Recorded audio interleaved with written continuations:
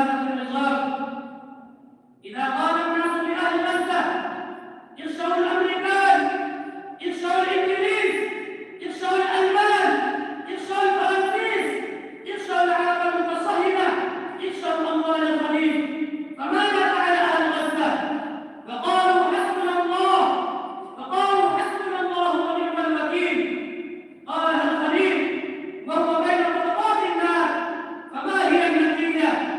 قلنا يا نار كوني بردا وسلاما على إبراهيم، فقالها حبيبنا صلى الله عليه وسلم وهو في حمراء الأسد بعد نار أحد، فما هي النتيجة؟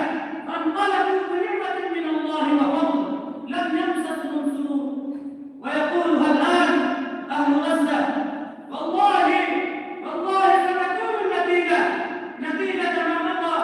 الشهادة ليست بالسوء، وإنما هي إحدى الحسنيين. أقول لكم يا أهل غزة ما قال المصطفى صلى الله عليه وسلم وهو يمر على ياسر فهو يهبط أنفاسه الأخيرة وسمية وهي تنتظر: صبرا آل ياسر فإن موعدكم الجنة، صبرا أهل غزة فإن موعدكم الجنة.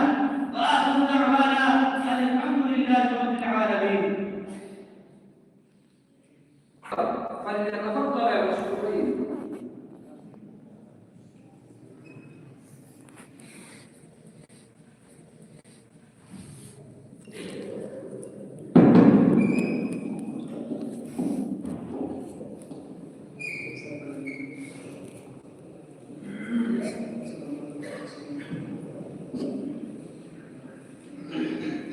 السلام عليكم ورحمة الله وبركاته. للعلا